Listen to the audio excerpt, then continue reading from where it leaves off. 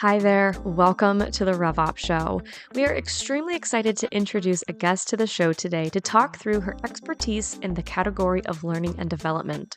Our very own VP of Programs, Ashley Carvalho, joins Jess and Doug to introduce the concept of learning and development, talk on a nifty framework that surrounds this concept of learning and development, and then how sales managers can help apply learning and development to their day-to-day. Be prepared for some craziness because when these three get together, there's no telling where the conversation will go. But if there's one thing I'm certain of, you'll walk away with important insights to apply to what you're doing today. With that, let's get into the episode and welcome Ash to the show.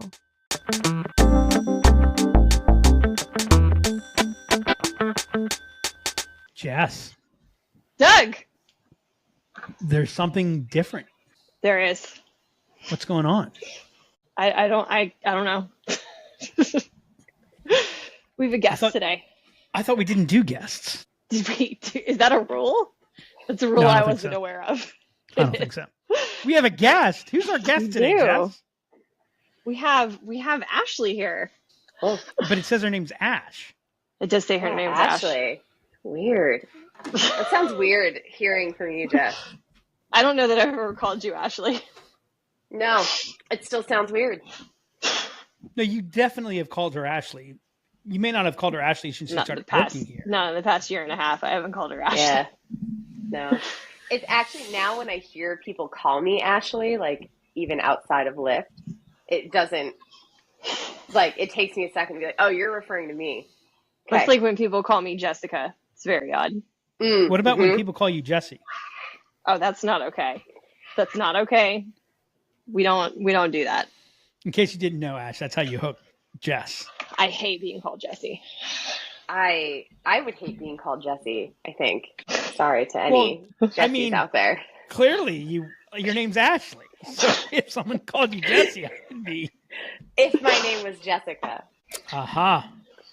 Does anybody do you guys have like a name people well, yours is David, Doug. People always accidentally call you David. So my favorite was I had a relationship manager for a vendor that I was working with. Then we'd become friends, and she's like, "Do you mind if I ask you, like, how come no one calls you Dave?" I said, "Because my name's Doug." And she's like, "Oh yeah, that's right." Oh my god, that's amazing. And this is someone who knew me well. Yeah.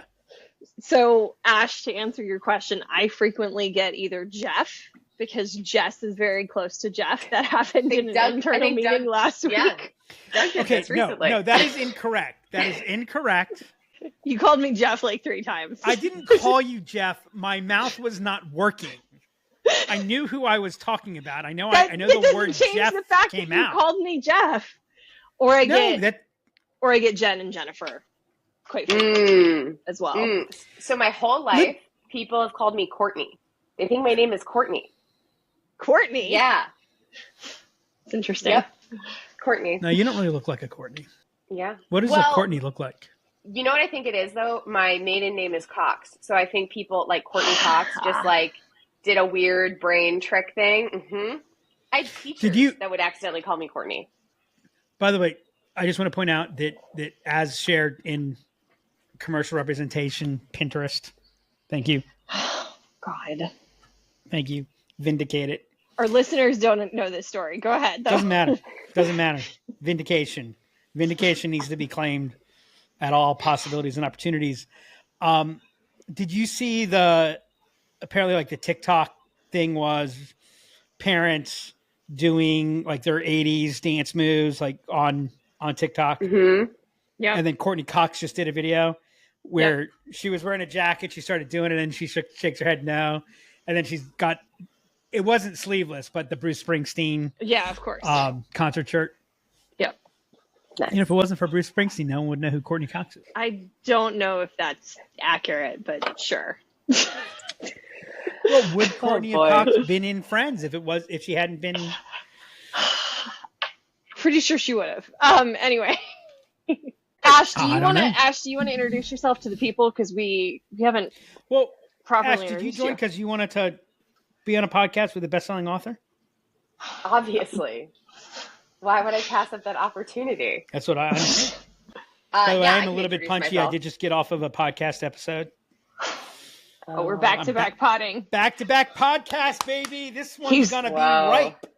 He's warmed up, folks. Ash, you want to introduce yourself? Yeah, I'm Ash. I am the VP of programs here at Lyft.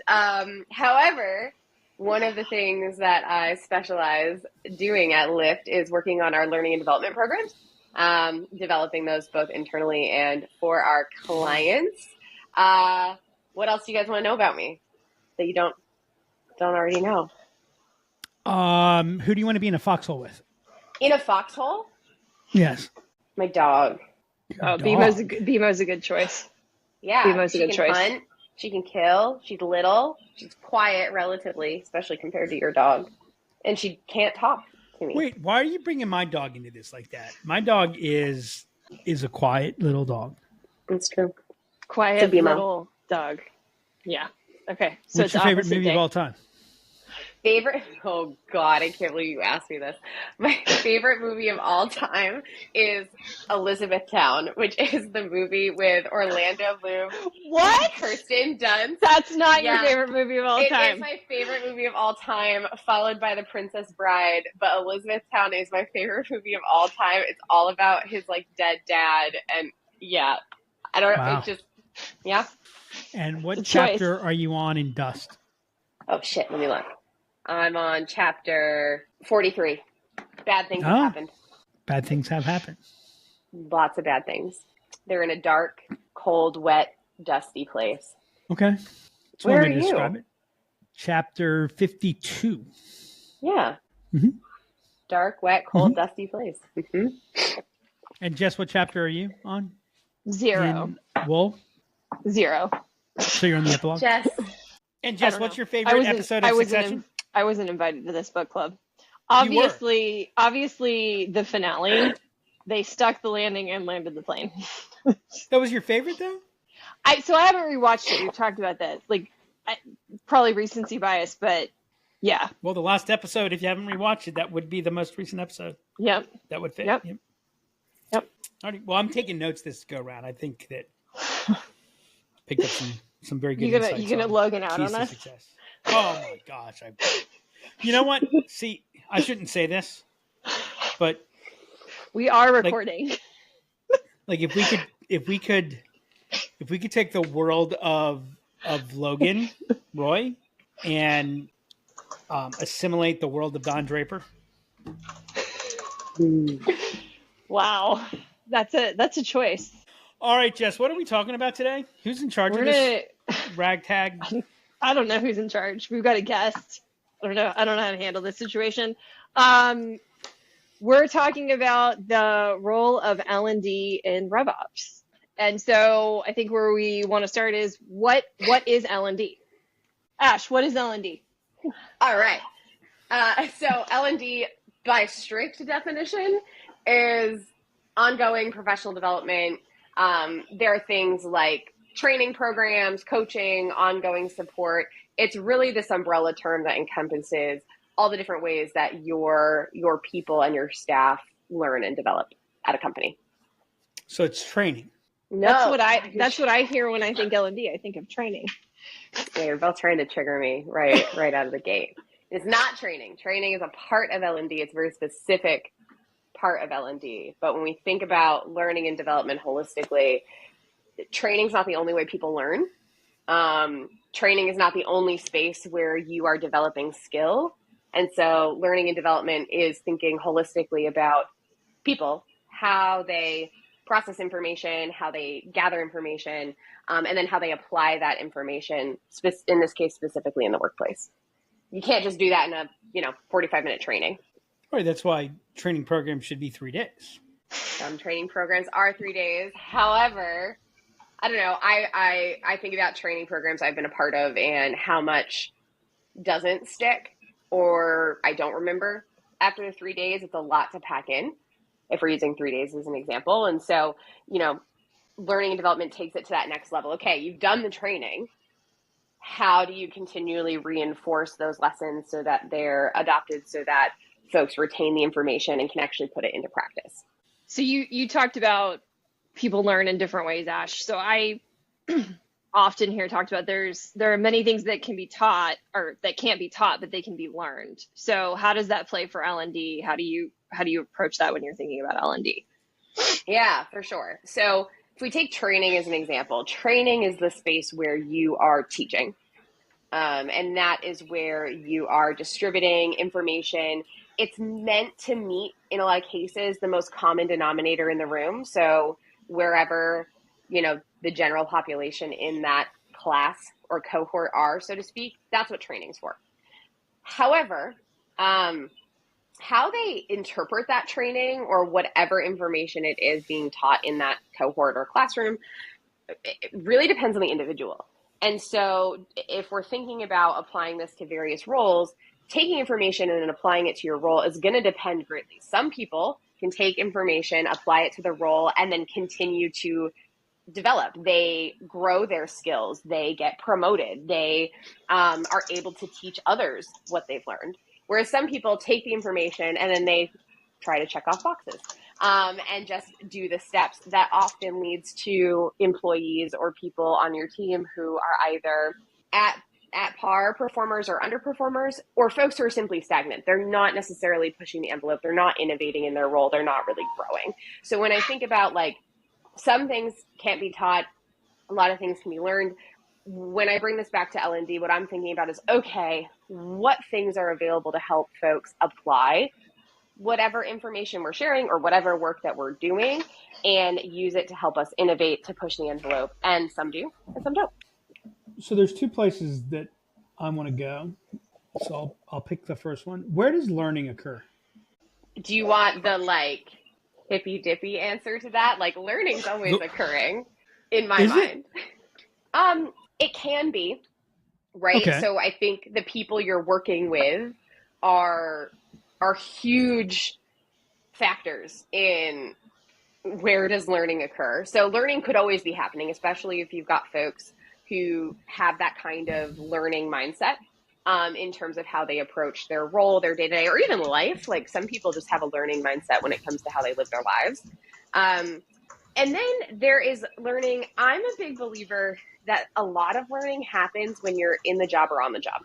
So when you're actually doing the thing, that is where your biggest opportunity to have learning is. And that's where the most learning is often going to come because you're getting real-time feedback versus a classroom setting. Sure, you're ingesting information. You might understand the information, but can you apply it? Can you get creative with it? Can you move it forward? And you can't really do that in a classroom setting. A lot of times you need to actually put those things to the test on the job. So I'm going to ask the question, does learning actually occur in a classroom? Does learning actually occur in a training environment? And I think the answer to that question is it depends on what level of learning we're talking about. Yeah, for sure. And you've created a model or stole it liberally. I was going to call it so if you created a model, would it be the Carvalho model or the Cox model?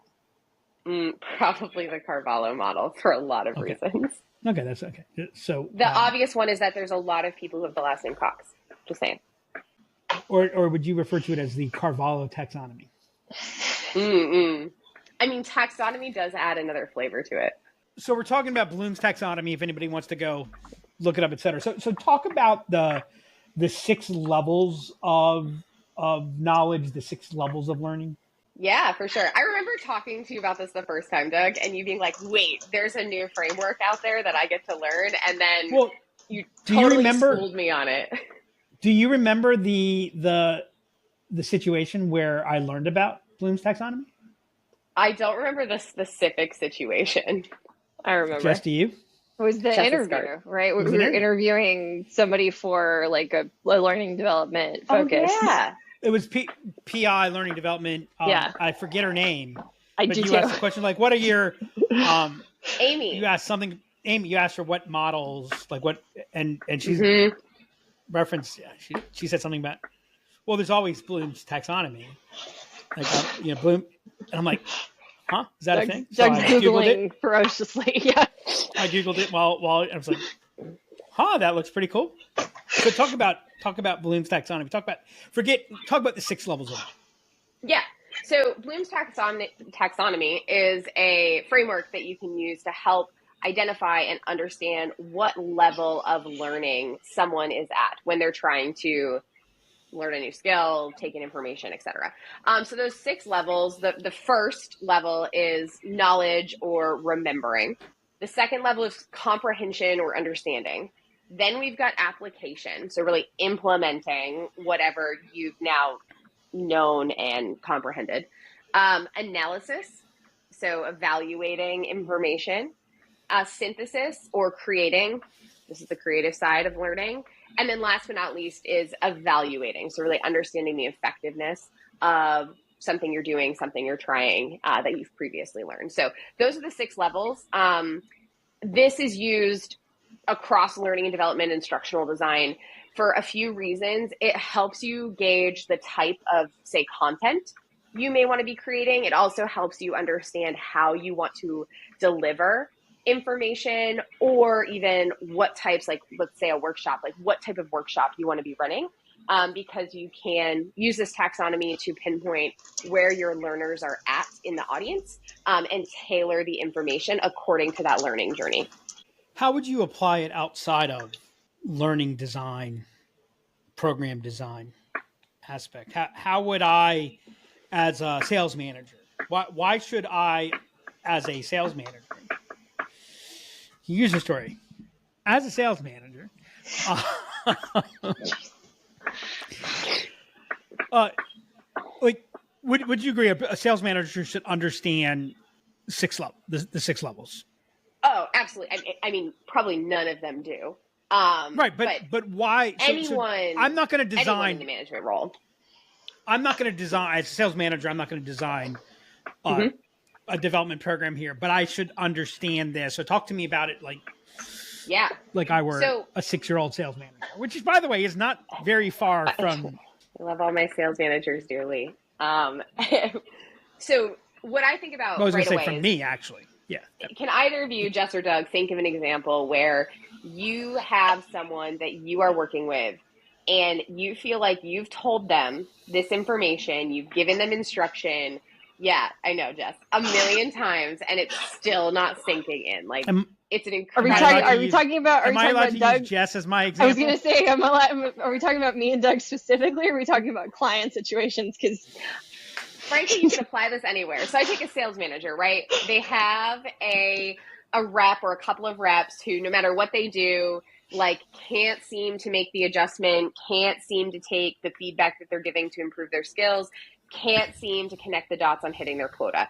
Typically, when I'm talking to sales managers who are in this situation, they're trying to give direction, for example, to an employee when their employee or that sales rep is in a coaching space where they maybe aren't comprehending what information is coming in, or they're not actually able to keep up with the review of the call and understand what different points, require attention and why. And so sales managers having this taxonomy, Bloom's taxonomy in the 6 levels, and just a baseline kind of knowledge that it exists, actually gives them a language to use when it comes to diagnosing the challenges that their reps or their employees are having.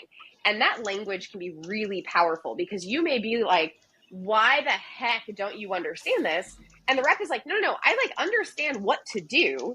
What I don't understand is how to adapt it to my style. So if we think about application or even synthesis, what they could be struggling with is that, but the manager just keeps hitting on, like, you don't understand this. And they don't realize that there are levels to learning. There are levels to growing in any role, but in this case as a salesperson. And so if you keep hammering someone with something, they're like, no, cognitively, dude, I get it, but help me here, then you're never going to get anywhere. And so what I really love about Bloom's, and really having anyone in a people leadership role understand this taxonomy, is just that foundation of language to help really get to the heart of what their people are struggling with.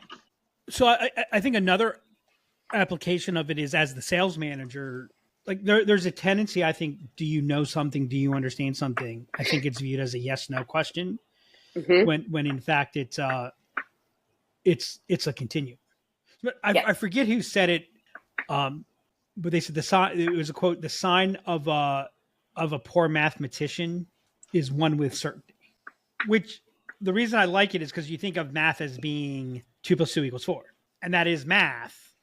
But when you get to advanced levels of math, the more you know and understand something, the more you understand what you don't understand. Or as the greatest manager of all time, Earl Weaver, as the title of his, Earl Weaver was the manager of the Orioles when I grew up. He would smoke 3 packs of cigarettes a game easily. He smoked a pack with Dan Stanhouse in relief. The title of his biography is "It's what you know. It's what you learn after you know everything that counts." There's an aspect of, like, I see one of the issues we have as we're developing our team is someone says, "I know that," and when they say that, what level are they typically at? What's the level that you stop using the term yes? I would say yes. Wow, that's rather broad. It's okay. I think I got where you were going. I would say, if I'm thinking about when people are like, no, I know that, they are somewhere in levels 1, 2, maybe 3. Is usually when they are hung up on the what I know.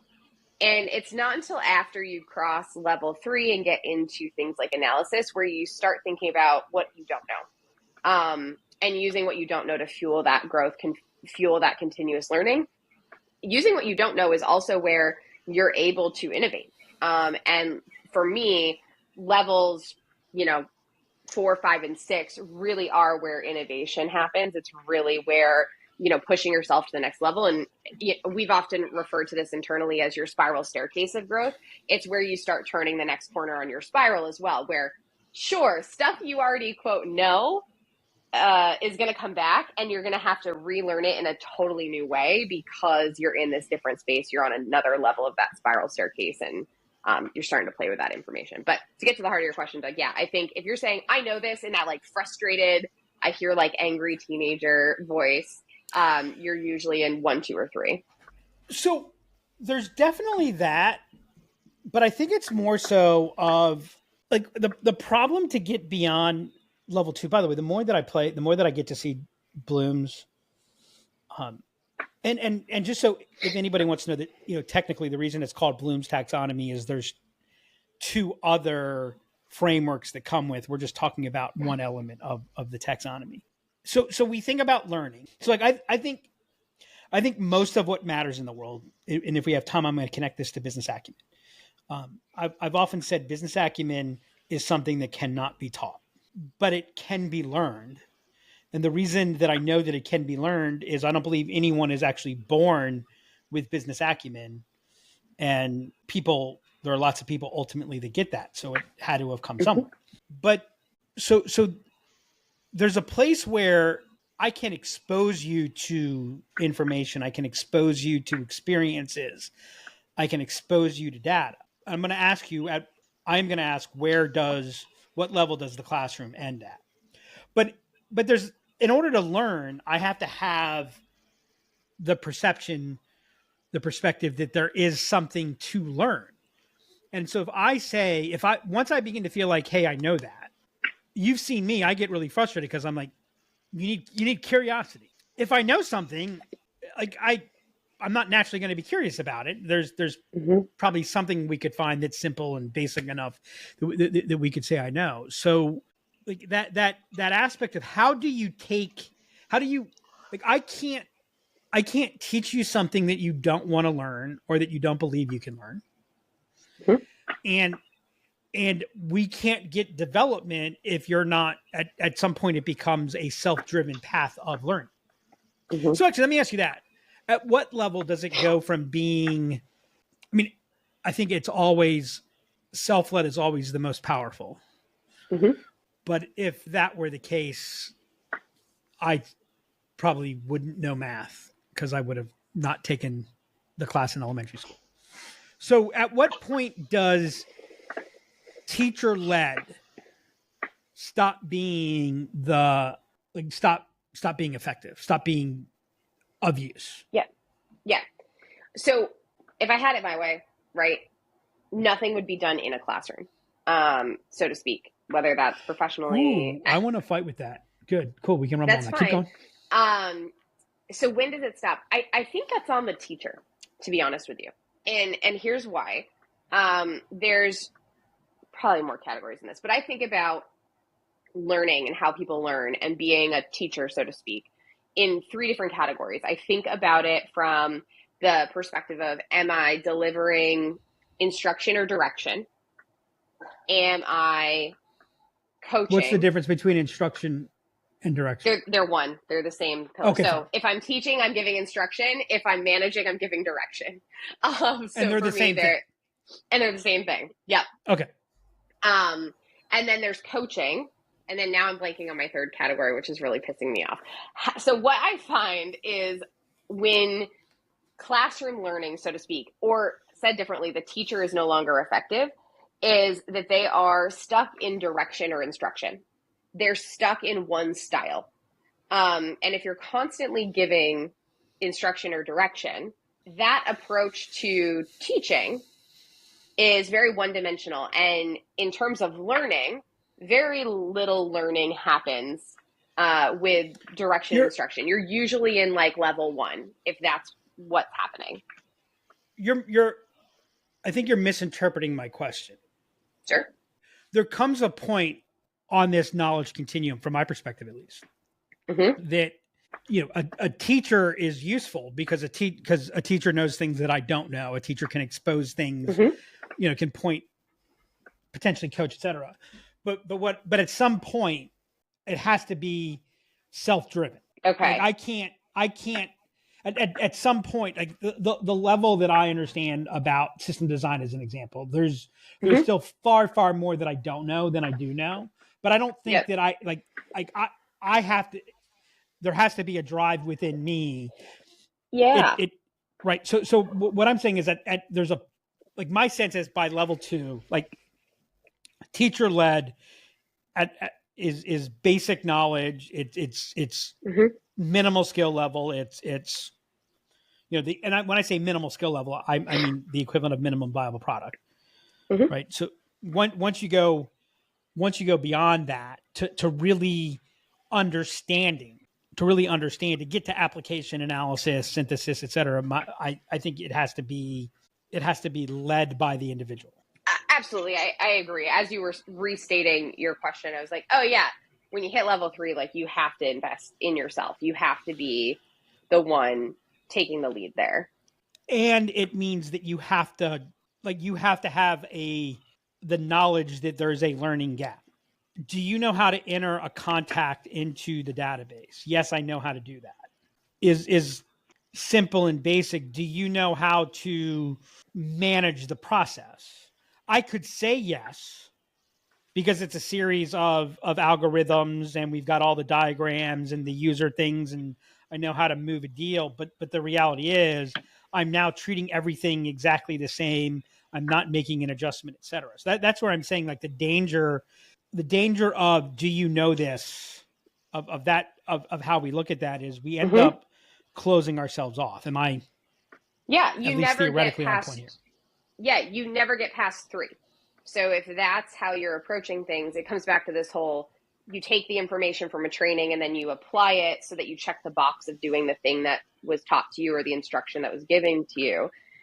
If you stop there, you're not learning anymore.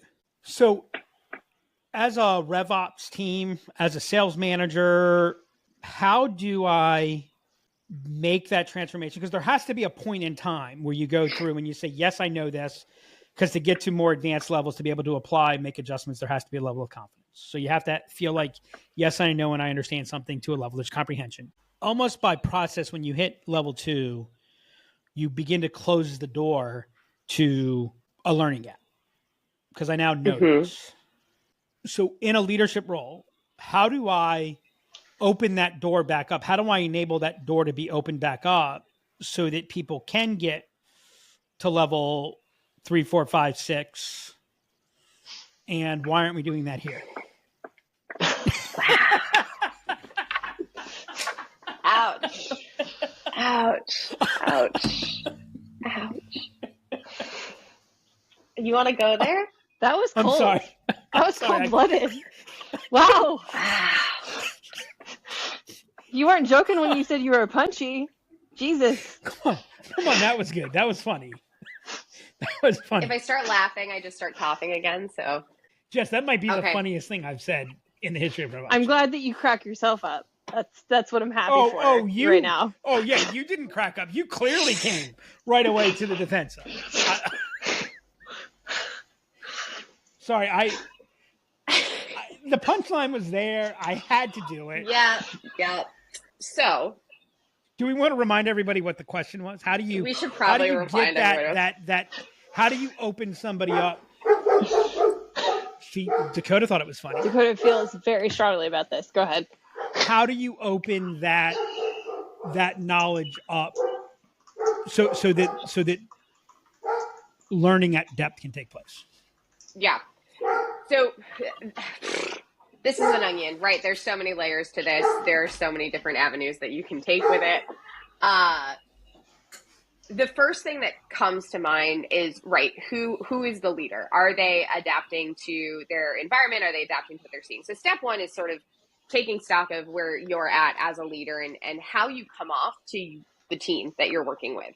The second kind of piece there is getting creative or innovating a little bit around what is that, and understanding where is that block.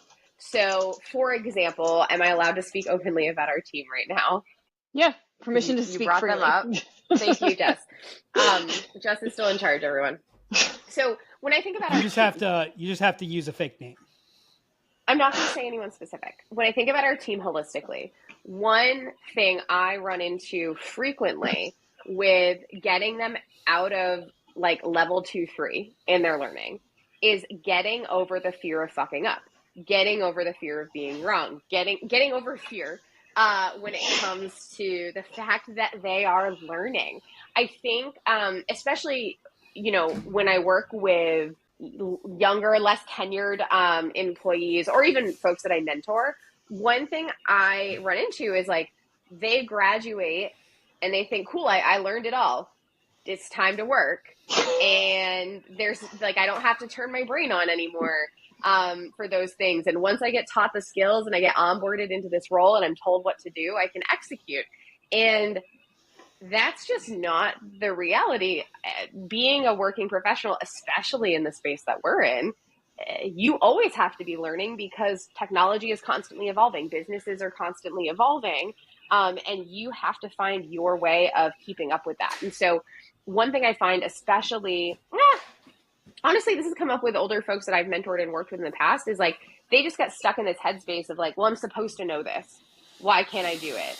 And then that just shuts them off. So really finding ways to either get some sunlight on those fears and get them out of there, or finding ways to get into the cracks of those fears or those insecurities and find like a better way to learn it. I think about like the drills, right? That exposed at our offsite that we did, that exposed a lot of insecurities across our team in a group environment that we were able to then have some fun with, have some good learnings with, and take that and move past some big areas that had been holding up our team for a long time. And so to me, I think about, okay, I'm the leader, I'm the instructor. I have taken time to observe and understand the group of people that I'm working with. All right, sounds a little fucked up, but like, how do I get underneath some of these fears? How do I trigger them in some cases? Because they need to get that level of discomfort to understand, like, it's okay to push past it and it's okay to uncover what you don't know so that you can work towards mastery ultimately for whatever that skill or concept is that we're working on.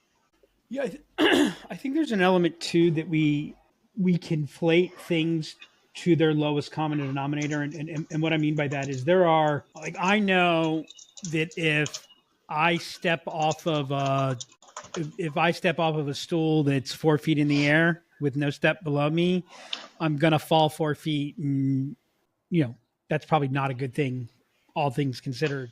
There's certain, like, there's simple, and there's aspects of process that is, that are rinse and repeat. That are, and so in its most minute, there is that element. But then there's also a whole other aspect where variance is part of the game, where there is not a right and a wrong answer. Mm-hmm.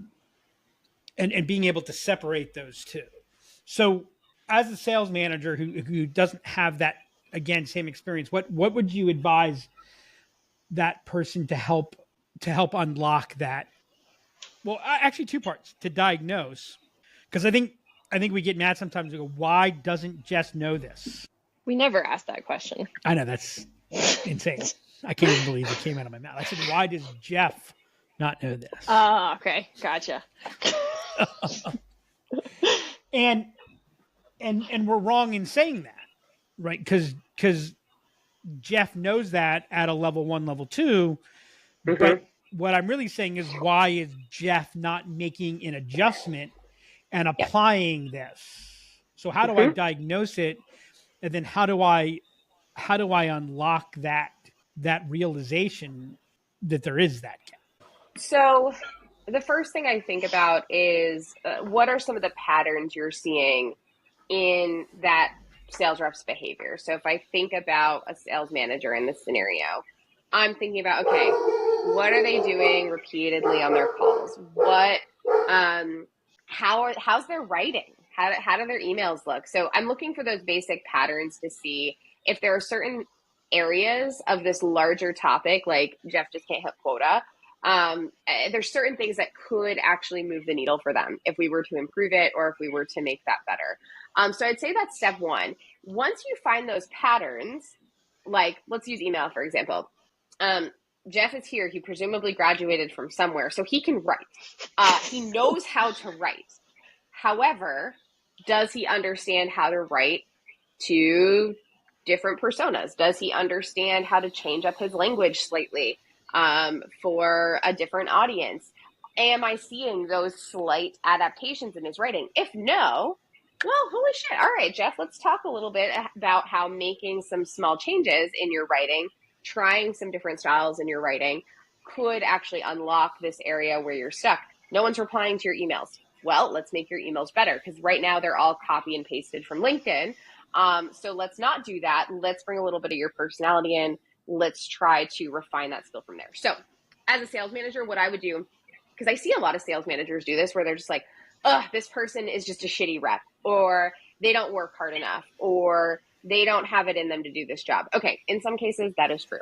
However, in the majority of cases, there are finer adjustments that are required, and you can't expect someone to make all of those adjustments at once. So you as a sales manager should take on the responsibility of trying to help them identify what are some of those patterns that are potentially holding them back, and then choose one pattern at a time to start to modify and see how things change accordingly.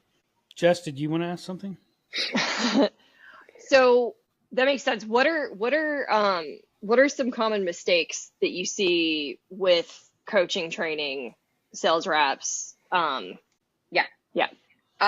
think one of the biggest ones is confusing coaching, training, direction with one another. So I see a lot of sales managers who say they're coaching when in reality they're directing or they're giving instruction. And so they're going, well, I'm coaching this person. And I'm like, no, you're just telling this person what to do. And I don't know about either one of you, but when someone is blatantly telling me what to do over and over and over again, I often want to do the opposite or don't want to do what they're telling me to do. And so you start to see negative behavior. So I'd say a lack of understanding from sales managers around the difference between coaching and directing is a really big one. Yes, Doug.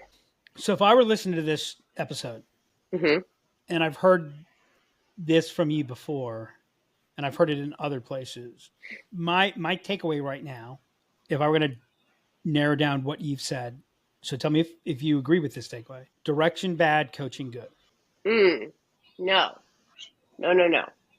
There's a time and a place for both. So sometimes coaching bad, direction good. I've seen this the other way, Doug, where, someone is coaching someone. So if I think about coaching, it's like you're prodding them with questions, you're asking them, you're trying to lead someone to their own realization, their own light bulb moment, to help solidify learning. That can be frustrating as all hell, because you don't even understand where to start as the sales rep, right? So this is where it's important as a sales manager to pick up, like, where is my rep at on this topic, or where are they at today? And is it going to be more helpful for me to push them, to coach them, to ask them questions, help them come to their own conclusions? Or is it going to be more helpful to give them some clear direction so that they can get some reps underneath them and start to practice something, and then we can cross into some coaching? So are you saying if they're level 1, level 2, that's where direction would be more appropriate? If they're higher level, say 3 and up, that's where coaching is more applicable? So are you tying that to the level, or is it not quite that straightforward? It depends. So if you're It working rhymes, with more I think. advanced, what? It rhymes, I think. Yeah. Okay. I would say there's a rhyme to it. But I would say, like, if we're talking more advanced individuals, you're probably weaving in and out of coaching direction. You're probably doing more coaching than directing in any case, because they're a self-learner. They understand how to go seek information. However, if we're talking, early stage sales reps, yeah, typically in levels 1 and 2, maybe even level 3, if we think about application, you're giving direction on how to do things and why that's important. And then you can start moving into coaching as they start getting hungry, frankly, to go deeper in that skill set and understand it more. So you said something that got me into trouble for a long time and actually frustrated the hell out of you, and still does at times. You said, I don't know about you, but once you know what you're doing, I don't know about you, but if you tell me what to do, I don't want to do it. Right? You said something along those lines. Yeah. Right? If you tell me what to do over and over again, I eventually I'm not going to want to do it. So I was going to say, I think that's true when you have mastery, when you're level 5, 6, because I know there are many times, and I know you with me, there are times where it's like, well, just tell me what you want me to do. Mm-hmm. Right. And so I think the mistake is that very often, I actually think we fall into this pattern that we coach when we should direct, and we direct when we should coach. And if you think about it, so as you were talking, I was thinking about our time here. And so you came in as a senior person, you had a reputation, you had just been signed, you came over. I think there's always a natural element. There's some ego that's there. There's my shit doesn't stink. And maybe you don't believe that, but that's what you want everyone to see, because you want to, when you're not, like, I mean, if you're brand new, then this probably doesn't apply, but you've been hired into a senior position. And there were places like early on, you resisted any direction from me. Mm-hmm. And I look back and I realize, I hadn't earned the trust relationship, the relationship trust, the relationship equity to provide that direction, to let to kind of earn the aspect where, but so you're working on something for a client. You sent it to me last night. You said, hey, what do you think of this? In this conversation, I remember 15 months ago, you would not have done that. Mm-hmm. And if I had asked to see it, you would have been like, and so I think there's like there is that element where, even in a place where, like, in this aspect of, like you said, the rep can't hit quota. I hate that. Rep just can't hit quota, because can't hit quota is like, there's 100 things that all roll up into can or cannot hit quota. Right. So If you can't hit quota, okay, we've got to dial that down. So I think that's one of the places where, especially as you're working with people who do have experience, is understanding how this breaks down and realizing, I mean, there's so much to this that, like, Bloom's taxonomy and situational leadership are so, like, they're closely tied hand in together. glove. And honestly, like, to me, you should meld these frameworks together. That's what they're there for. They're there to help, again, give language to these things we're experiencing and going through. Am I allowed to talk about the place I came from? Is that okay? Yeah. Yeah. I mean, okay. So the more inside scoop you can give us, the better. I like how you brought it up like it's you. Inquiring minds want to know. He who should not be named. I like that's how you brought it up. I don't remember. Where did you come from? So HubSpot. I saw this a lot at HubSpot. So I did a lot of work, sure, with partners, but I actually spent so much time with the sales reps. and really loved spending time with the sales reps, actually. So in an environment where, partner people and salespeople, back when I was there, were not designed to get along. The system was not set up for them to get along. I, as a partner person, really loved working with the sales reps and their managers. And I saw this time and time again where a new manager would basically be thrown to the wolves working or hiring in more tenured sales reps, and this manager struggled or outright failed. There was a period of time where sales managers at HubSpot just could not get to that place of trust with their team because the salespeople very much had this mentality of like, well, who the fuck are you to tell me? The last time you were a sales rep, your quota was half my quota. Like, what can you bring to the table?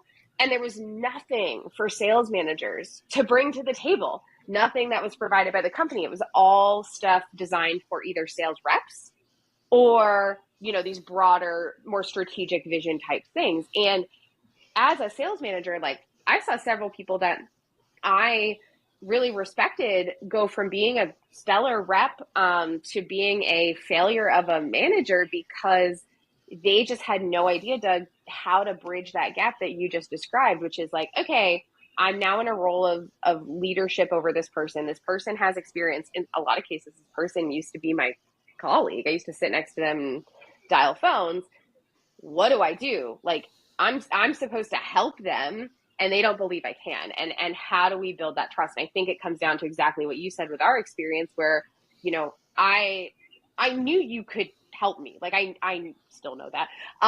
But what I had to figure out and what we had to learn together was what that help looked like and what that learning, directing, coaching, and learning relationship and dynamic between us looked like. And there is nothing right now for sales managers that help them navigate those waters with reps that they're leading. And so a lot of times what happens is those managers become what I like to call super reps, where their primary role is to get on and help close deals just like they did when they were a rep. The only difference is they're not BDRs anymore. So I think this is true outside of sales. I think there's a tendency that when you go from being an individual contributor to a manager of managers is, because there's not enough structure and approach, as I talk about in the best-selling book, Revenue Acceleration Framework. There's not enough structure and approach that there. I mean, it would be like a U.S. Cup. Is that what's the sailing Ryder Cup's golf? What's the big sailing competition? Wrong crowd. What was the big? It would be like a crew trying to navigate a course without actually having a map. Mm-hmm. Right. It would be like, it would be like trying to fly a plane in a storm with no instruments. Right. Mm-hmm. There are no coordinates, et cetera. So you come into there and I think what you get is you end up getting managers who uber strength it. One manifestation of that is the super rep. Another manifestation of that is the over directive and they will sometimes build the sales team that delivers for them. But then the moment they go somewhere else, it breaks apart. Yep. And again, it's, at the deeper levels, it is more systems. I do want to rumble before we run out of time. I do want to rumble on the thing that you said earlier, which is if it was up to you, no learning would take place or nothing would take place in the classroom. You said something along those lines. Can we clarify for the listeners when you guys say in a classroom, what does that mean? Just to make sure we're all operating from the same place. I find it works better if everyone has a different understanding of what's being said. It'll make the rumble more interesting. Well, that's my question. Like when you say, I mean, did I get the statement right? If it was up to you, nothing would take place in the classroom. Yeah, I did say that. Would the gentle lady from Massachusetts care to withdraw her remarks? No. And I think what I really mean by that is that we rely too much on a classroom setting and put like really big expectations on people who have exclusively experienced a classroom setting before they've ever had the opportunity to go out and apply that learning and, in my mind, like really learn what was taught. And so if I had it my way, like we'd get rid of the walls, so to speak. We'd get rid of the box that is classroom training, and we would create environments that are conducive to, in some cases, multiple levels of learning or understanding, so that people are getting a more robust, frankly, opportunity to learn what's happening. So Doug and Jess, you've both seen, how I like to design workshops or on-sites. I like to layer things. I like to, have a component that's instruction, but also ensure we incorporate hands-on, also ensure we incorporate problem solving, rumbling, whatever those additional things are in that setting, to make sure we're hitting on every opportunity we can for that learning to sink in and folks can truly take it and use it in their roles beyond the classroom. Did that give you enough, like, Jess, does that clarify Yep. what classroom means? It does. Yep. So I agree that we are over reliant and we overuse classroom, and we try to teach too much in classroom, and teaching in classroom is not particularly effective. But to say no classroom is to take away what I think is a really important arrow from my quiver. So I think what classroom, I think classroom is great for level one. It's great for exposure. So if we think about the OODA loop, it's great for observation. Let me see it all. So I find classroom to be very effective at the beginning and the end of a learning cycle. Okay. We bring people together. We get a group dynamic. It creates some safety. I see that I'm not in it alone. We get some different perspective. I think there's a theoretical nature. I think one of the problems in the world today, and I see this happening with AI. AI will give you the answer, but you don't have to learn anything to get the answer. So you don't understand the construct behind it. So you can't make that adjustment, right? So it's a way to expose. Then I think, into drills, into real life, into feedback loops, et cetera. And then I also think it's a great capstone that lets us celebrate, kind of close it, and open up what that next loop is. But I think without that classroom, and I've seen lots of people do this, is we go too quickly into application before, like, what does a sales cycle look like? What is the beginning, the middle, and an end? Here is a conversation that leads into this, that leads into that. When I coached hitting, I would tell the kids, go in and swing the bat. Let me see the whole thing complete. And so I think a classroom does that. And so I think applying the right tactic to the right situation, that would be. Yeah, I do agree. And I think, my statement is more hitting on, we're abusing the classroom right now. We're overusing it. It's getting lazy. It's really like, honestly, it's leadership's way to check the box. Well, we taught you this. Why can't you do it?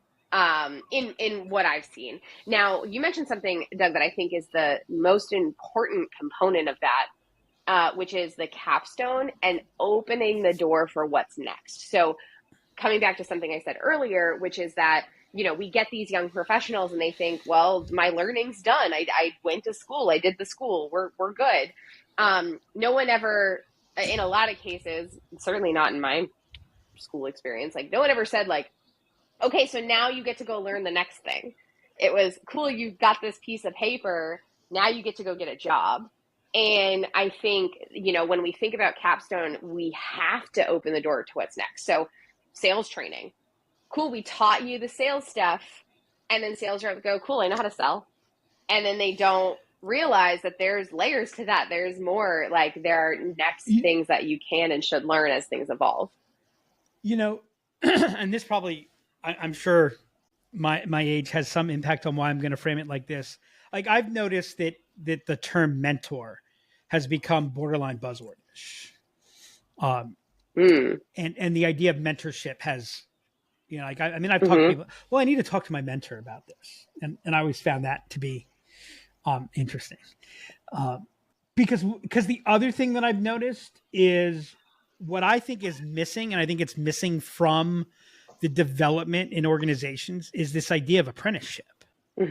Like I see too often that there's this I see companies that have, they assign mentors. You're the mentor. You're going to be a mentor, and so forth.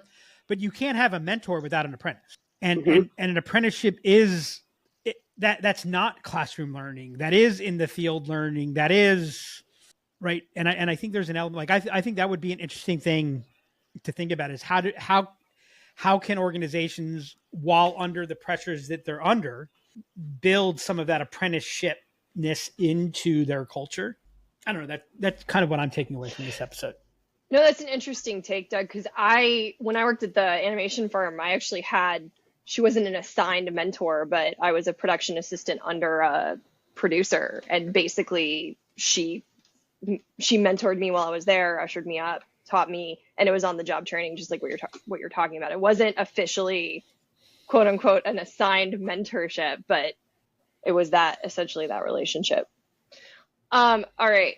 So want to kind of wrap us up in some key takeaways. So Bloom's taxonomy gives his managers a language to apply learning to. For me personally, I felt cut a little bit by what you were talking about of individual contributor moving up to manager. I struggled with that for a very long time. I was the equivalent of a super rep for RevOps. Still, I'm struggling with it a little bit, if we're being honest. I think it was Oscar Wilde who said, I'm not young enough to know everything. So I think about that in relation to what we talked about with I know, and like trying to get folks over that hurdle has been a challenge. I think the 6 levels has helped me kind of anchor that for myself and for folks. And one thing I find interesting is the level 4, 5, and 6. Those are more questions, right? Analysis, synthesis, evaluation. So as you move up, you're questioning more versus the first 3, which are really like the doing stuff is kind of how I think about those 2. So that's helped me as I've moved up into my management position and working with the team. So if you're running a manufacturing line, then you ultimately need to know what you're doing. Yeah. Because you're pushing that, right?